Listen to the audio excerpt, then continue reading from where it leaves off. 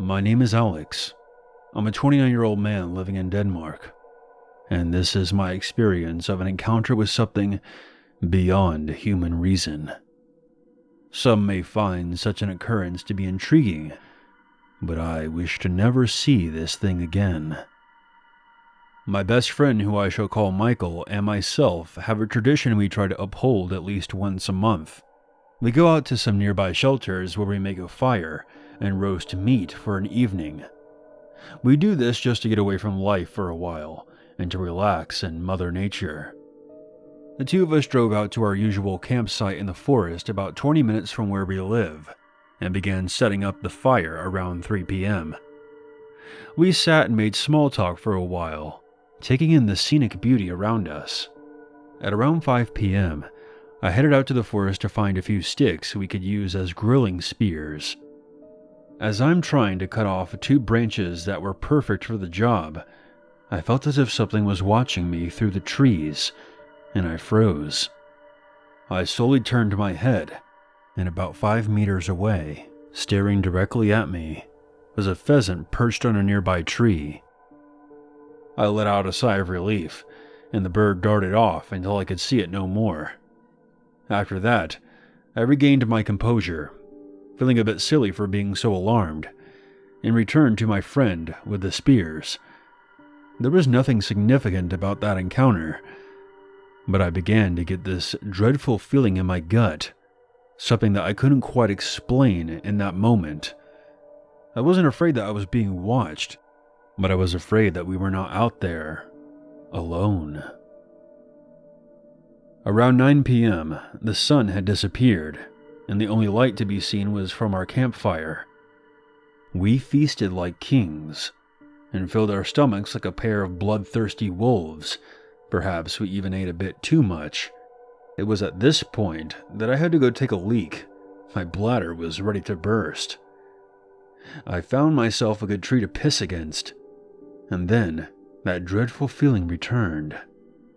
After I finished up my business, I slowly turned around to once again see something in the distance.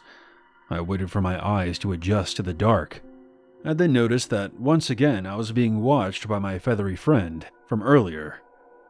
Déjà vu. I chuckled to myself and turned around to head back for camp. As soon as I turned around, my internal organs were consumed by ice as I stared into the eyes of a horrid face, mere inches from my own. It had pale white skin with pitch black eyes. Imagine yourself deep sea diving, and as soon as you plunge into the water, you see a great white shark heading right for you. This creature didn't seem to have a nose, just 2 slits above its mouth. The thing did not move. We stood there awkwardly, waiting to see what the other would do. I was too frozen in fear to even breathe.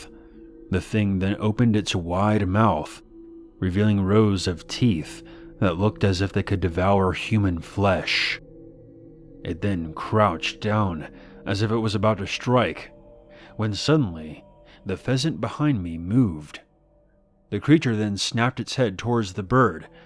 As blood fell from its mouth, it then let out a horrifying wail.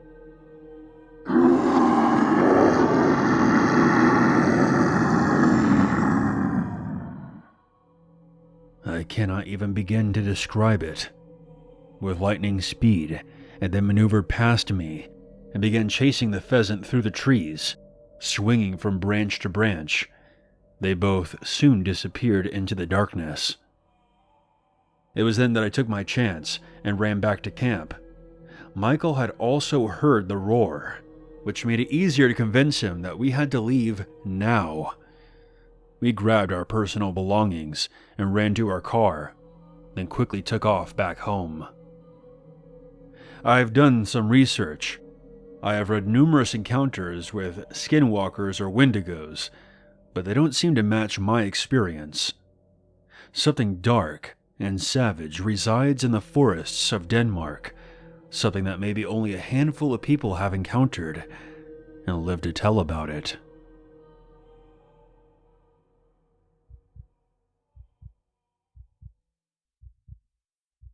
My name is Andel. I'm 18 years old and still live with my father. This occurred recently after 4 typhoons simultaneously passed our country. For some context, me and my father live in the Ilocos region of the Philippines. We stay in a 2-story house that was built during the colonization of the Japanese. Now on to the story. It was on a rainy night while I was up on my laptop editing a project. I felt the urge to pee. Our bathroom is about 10 feet outside of the house. Very old school. As I was making my way back inside, I saw a figure moving through a nearby tree line out of the corner of my eye. I didn't hear any noise accompanying its movements, so I just brushed it off, thinking that my eyes were just tired from all the editing. The next day around 5 a.m., the rain was pouring down on the roof, creating a sound barrier from the outside. From my view on the upper floor, I quickly noticed our chicken shed was wrecked. At first, I assumed that a strong wind must have caused it. I yelled for my father to come and look, and he rushed out to the shed, ignoring the rain. We discovered that all the chickens were dead, and the eggs were destroyed. There were chicken body parts and blood everywhere. Something had attacked our chickens while we were sleeping, and we didn't hear a thing over the strong winds and pounding rain. The word spread around our town about what happened. Many people claimed that it was an aswang, which is an unholy shape-shifting creature in Filipino folklore that looks like a normal person during the day, but when the sun sets, they shapeshift and feast on the flesh of animals and even children. My father was devastated due to losing his only way of making income. He stayed up all night for a whole week, waiting for it to come back.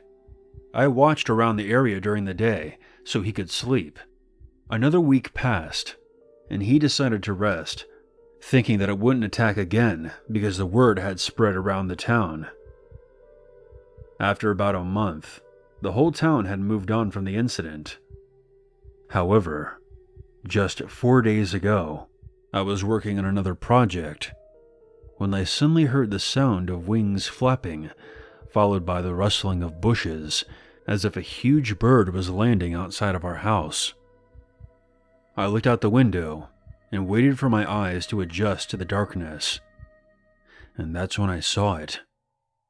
There was a large dog-like creature roaming around our neighbor's yard. I thought it was just a stray at first, but I noticed that as it approached my neighbor's window, it was at least 8 feet tall and as big as a car. I was frozen on the spot, not believing what I was seeing with my own eyes. I snapped out of my trance when I heard my neighbor screaming.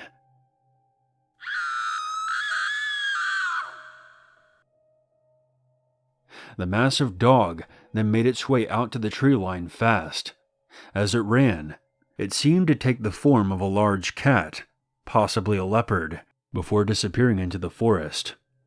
The next day we learned that our neighbor had their pregnant daughter-in-law staying with them, in the same room where the creature was looking in. As of the writing of this story, it's been 4 days since the creature reappeared. Word spread across the town again, and the men of the families who live here are now staying up all night guarding their homes, waiting for the aswang.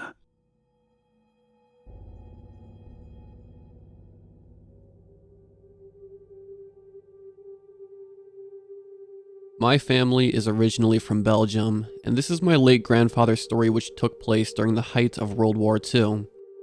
I will be writing it from his perspective as it was told to me. I was 11 years old when the Nazis invaded the small town we lived in near the German border. A year before the invasion, there were whispers about the Germans coming our way after the fall of Poland, but our people refused to flee their homes. From late 1939 to early 1940, we would constantly see the Belgian military passing through, making their way to the nearby border. We had faith in our leaders, and with the constant presence of our military, we felt secure, but we were wrong. In early May of 1940, the Germans broke through the defensive lines and began their blitzkrieg of Belgium. It was only mere hours before Nazi tanks were moving through our streets. The soldiers started rounding up citizens, asking if any of them were Jewish. My family and I were Catholics, so we were spared from the onslaught. However, I watched many of my friends and their families being loaded onto trucks and taken away. There was some resistance to the invaders, but that didn't last long. For 2 weeks we stayed in our homes, listening to gunfire at night. We finally were allowed to resume our lives, but things were far from normal.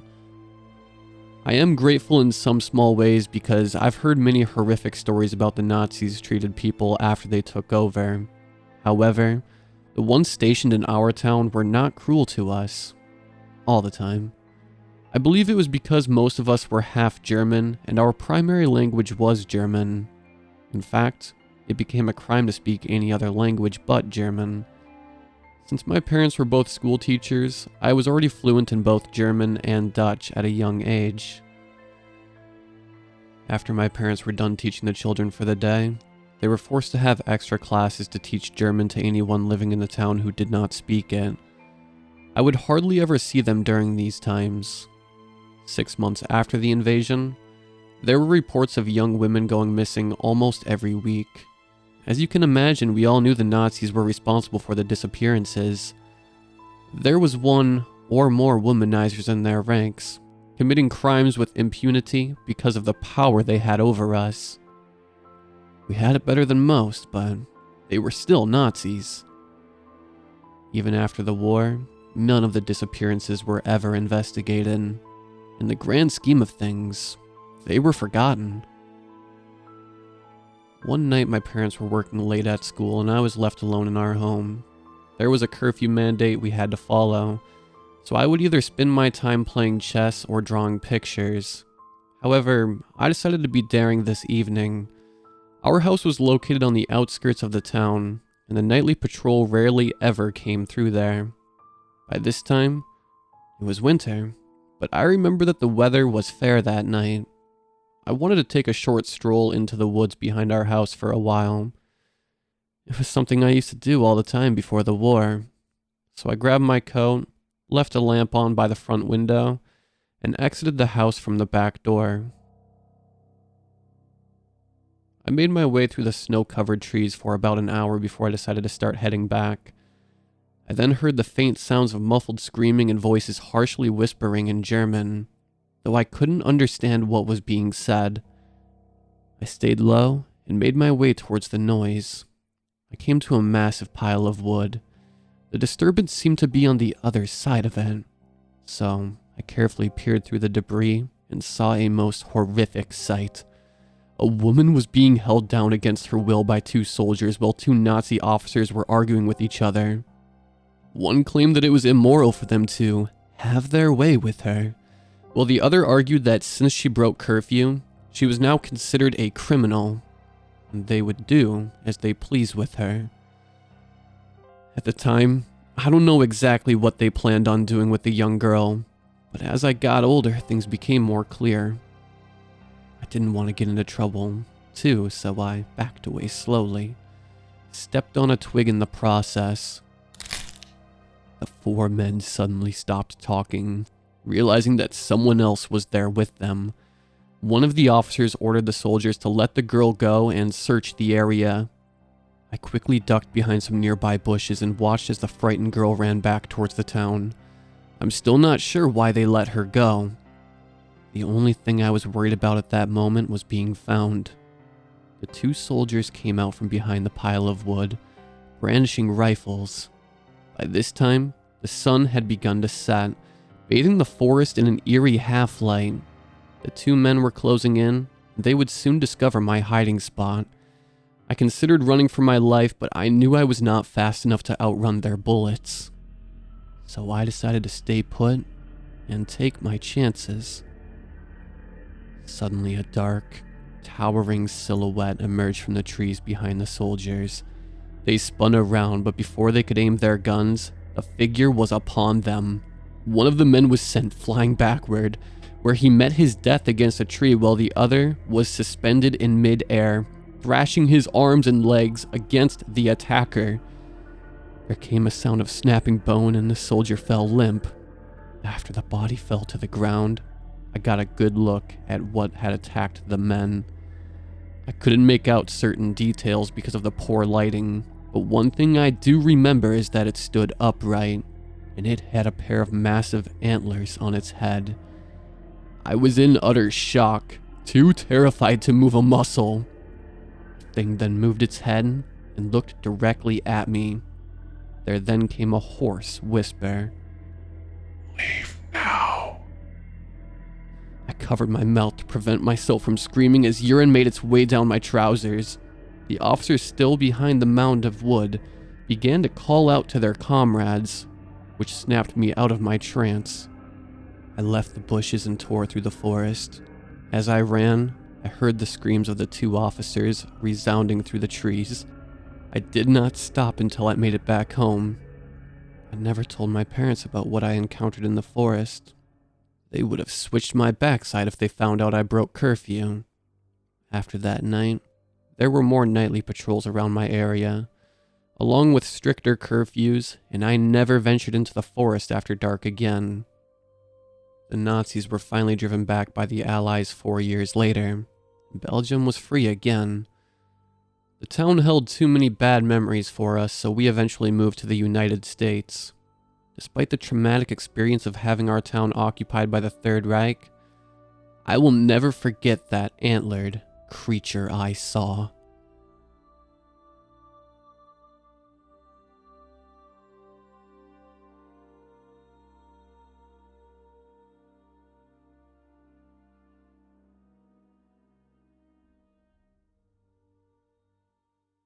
There's always a reason to be afraid.